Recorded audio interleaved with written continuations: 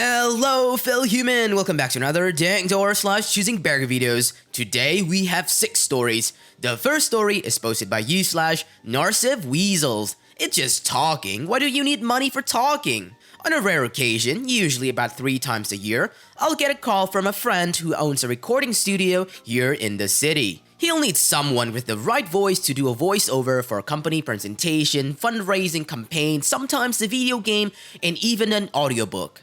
I've been told I have a voice fitting somewhere between Carl Sagan and Bob Ross when I put the effort in. These gigs take a few hours every time the client pays the studio. They pay about $60 to $100 a time to me, depending on the client. It's pocket money, nothing more, but it's my time, and I'm damned if I'm giving it away.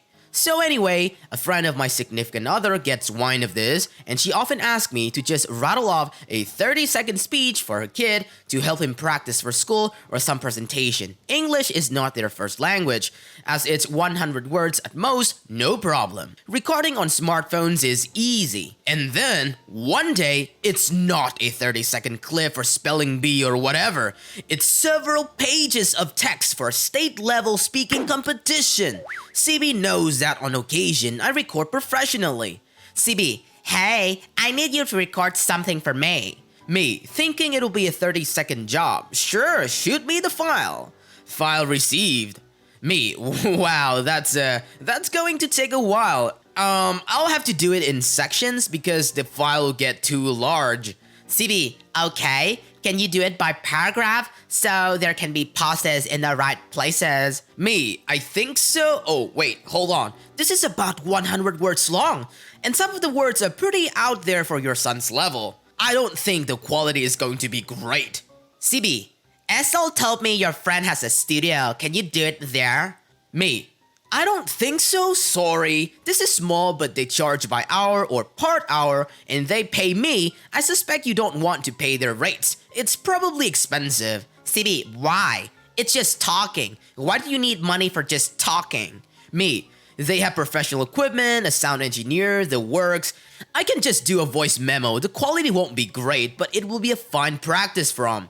CB, are you kidding me? This is for the state final. It has to be 100% perfect so my son can get everything right. Me, surely he's done well enough so far on the back of what I've given him before, so he should be golden, yeah? CB, you don't understand how important this is. You need to record this professionally.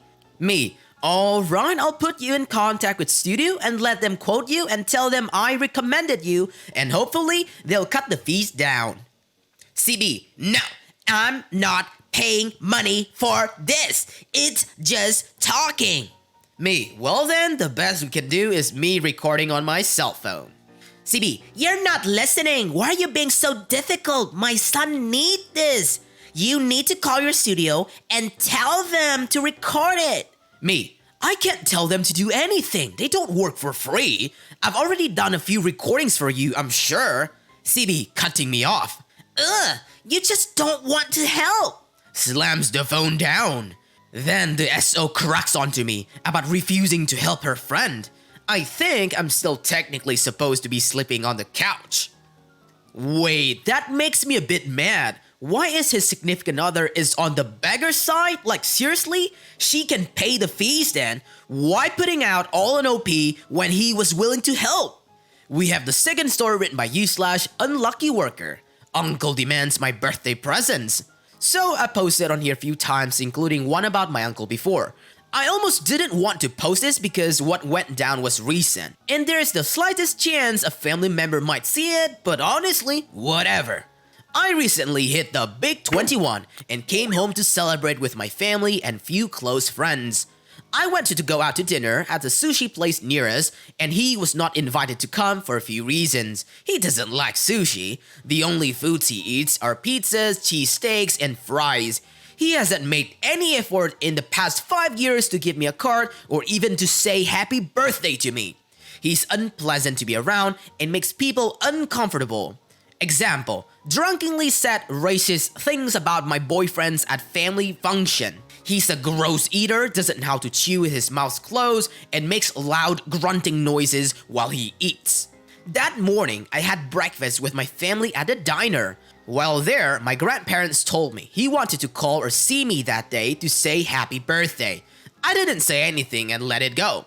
If he really wanted to contact me, he could, and it wasn't my responsibility to come to him on my birthday. The day goes by and I never hear anything from him. The night we go out and eat, it was awesome, and they even brought out a birthday tray with cut up fruit and ice cream. On the way out, my grandma gets a call from my uncle, and when she hangs up, she told us he was yelling over the phone and demanding she come and get him, and so he can come over to our house with everyone else since he didn't get invited to the dinner. I didn't want this at all, but my grandma insisted. I just let him come and watch me open a couple of presents and eat cake, so I begrudgingly said okay. We get back, and while my grandma's still out getting my uncle, I start to open a few things while everyone chats. When my uncle finally does arrive, it's clear that he's been drinking beer for a while now as he bursts through the door and immediately starts shouting. He sits down in a seat near me and says, "What's with all these presents for? Which one is for me?" As he starts grabbing things and start to rip off the paper. My dad tells him to stop. "That isn't for you." My uncle keeps going, tearing off the paper on a wine bottle and saying, "She's too young to have this anyway, I'll just take it." My dad ends up pulling him away and telling him he has to go, and my uncle starts shouting, "Don't effing touch me!" My grandma ended up having to pull my uncle away so he wouldn't start a drunken fight in the dining room, and he storms out in the back door to light a cigarette. My dad locks the door on him, and my grandma has to go outside and take my uncle home. He never even bothered to say happy birthday to me. TLDR, Uncle begs to join my family at my house for birthday party, comes in drunk, and demands that he get some of my gifts. What a garbage human being, a drunken junkie who always causes scene and unhappiness to those surrounding him. Next up, we have the third story shared by you/New Hope Bear. Choosing Beggar's sister denies kids vacation because she can't go. For context, my mom was diagnosed with cancer. Immediately, my sister started insisting that she and her whole family, husband, young kids, dogs, move into my parents' house. This is something my parents nor her husband wanted. They made that clear. A few months of bro breeding later, and my sister family moved in. My mom was super stressed from all of this, and this stress continues to this day. So after treatment, which did not get rid of the cancer, mom and dad decided to go on a vacation. They offered to take 2 kids because they wanted to give my sister a break from them. My parents are too damn nice. Instead of just accepting this kind offer, my sister complained about how she needed a vacation. She then asked if instead dad could just not go and my mom could take my sister, my niece, and my niece's friends. It could just be a girl's vacation, she said. My parents declined and said that they would only take the kids, and then my sister got pissy and refused to allow the kids to go. Which is fine, I guess. That is her right. But damn, how selfish can one person get? For your information, currently everything is to be split 50-50 between me and my sister. That is in the will. Well, obviously, she didn't realize that it is actually her that they need a vacation from. Moving on to the fourth story shared by you/Cool Ranch Baby. Why won't you mow my lawn and cut my grass? My dad used to help some elderly people with health problem in his neighborhood with cutting their grasses and clearing their snow, etc. One day, one of his other neighbors, a 30-year-old lady, turned up on his doorstep out of the blue and started shouting at him because he wasn't mowing her lawn in the summer or shoveling her snow in the winter.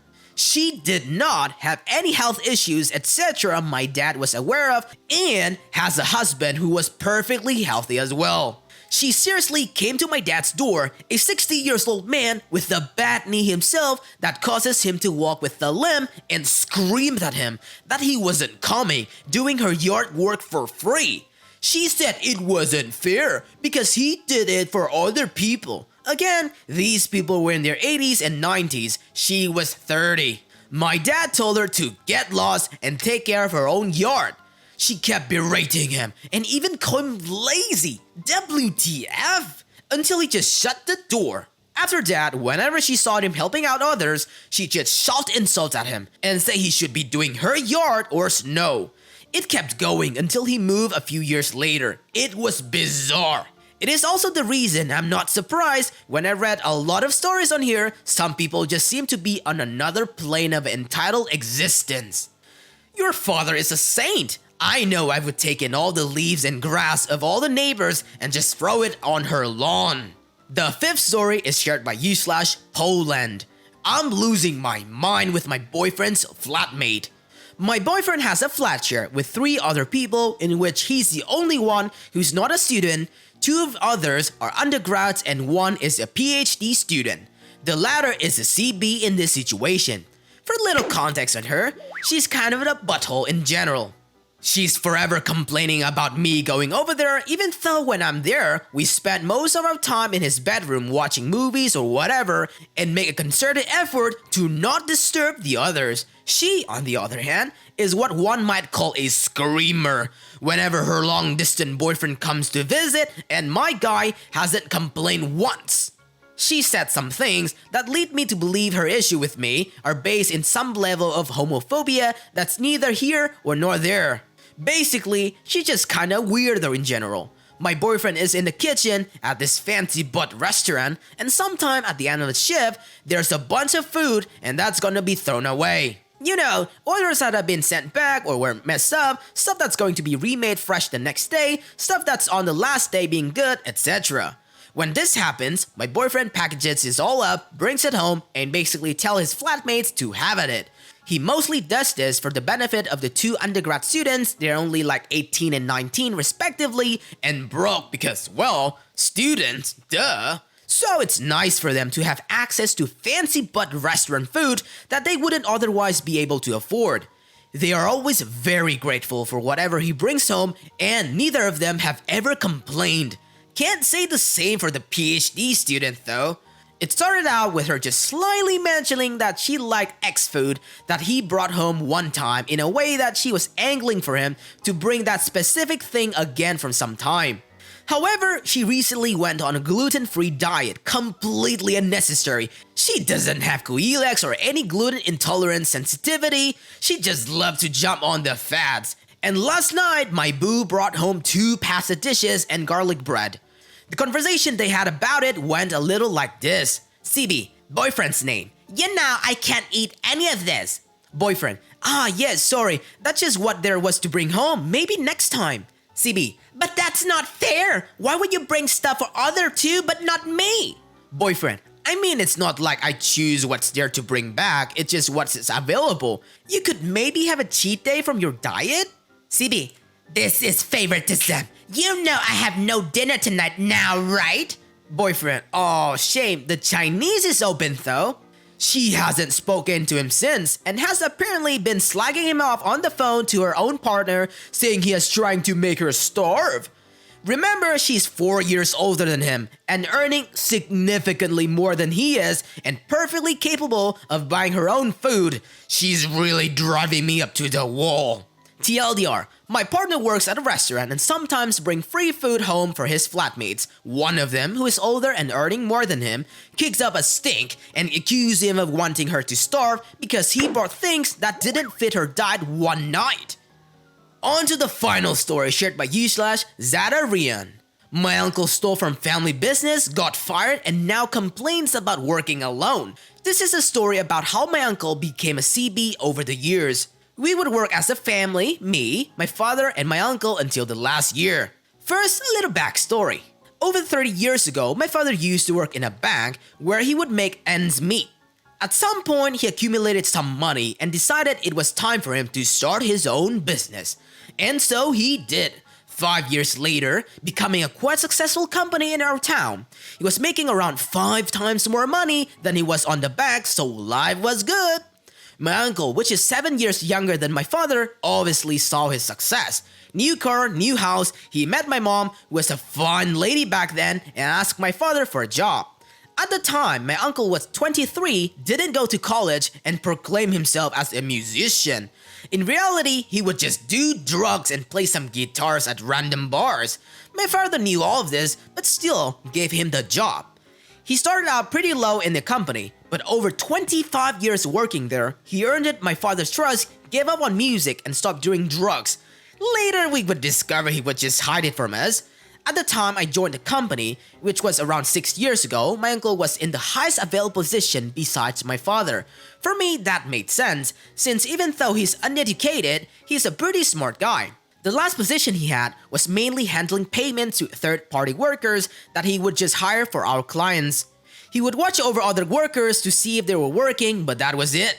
It is not a high demanding job. I know this because whenever he would go on vacation, I would just cover it for him, only taking about an hour of my day with his duties. After he was laid off, I still do it to this day, and it's no big deal. Now, let me explain how he became a choosing beggar. At the start of 2020, things weren't so great at our company. Most months we would just barely pay every worker, and we had to lower our own salaries in order to end the month in the blue. My father, as the founder, was worried sick he would lose the thing he fought so hard to build. What was weird is that my uncle was calm, as if nothing bad was happening. He would even call us for expensive lunches, brought new clothes, and got a lot of new tattoos. Mind you that those things are not cheap in my country. Fast forward 6 months, when my father was checking the company's bank account, he noticed that one of our investment accounts was missing around 50K. The only ones who could access that specific account were me, my father, and my uncle. My father came to me first, knowing that my uncle's life history. I denied ever moving any kind of money in the bank since my job doesn't require me to. We asked our bank manager where the money went, and lo and behold, it was my uncle who took it. When questioned about it, he denied it wasn't him, saying it was a mistake from the bank. We show him the email from the bank and the security camera recording of the room.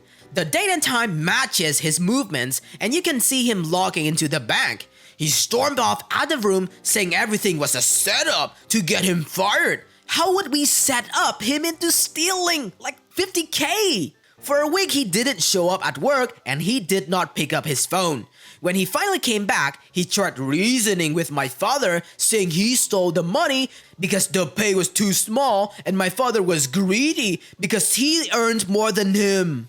And that I would inherit everything one day, and he wouldn't get a cut. He actually had a cut, and the list went on. My uncle didn't return a single penny to the bank in the time he was out. My father was furious. After a lot of angry talking, they made a deal in which my uncle would keep the money and would transfer all the rights over the company to me for free. He also wouldn't get compensation for being laid off with no reason since we did not press charges. My uncle just vanished for some months, probably surviving off the stolen money. As time went by, we discovered other places he was getting money from, scheming with clients, taking bribes, avoiding taxes. Our company was a mess, and he was the cause for most of our distress. Luckily, as we corrected those bad manners, the company started to grow again. Last Christmas, my father forgave him for his sin and asked him to dine with us.